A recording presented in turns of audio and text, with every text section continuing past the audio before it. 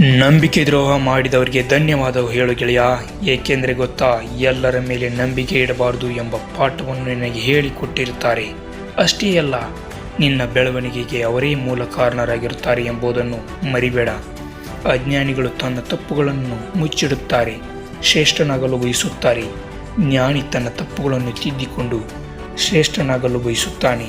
ಗಂಗೆಯಲ್ಲಿ ಸ್ನಾನ ಮಾಡಿದರೆ ಪಾಪ ಕಳೆದು ಹೋಗಲ್ಲ.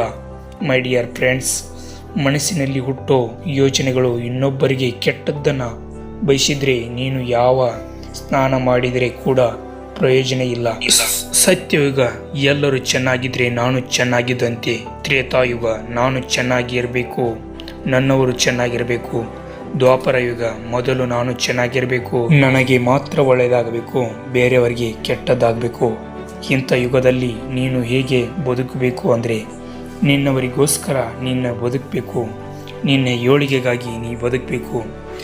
ಎಲ್ಲರಿಗೂ ಧನ್ಯವಾದ ಫ್ರೆಂಡ್ಸ್, ಎಲ್ಲರಿಗೂ ಒಳ್ಳೆಯದಾಗಲಿ.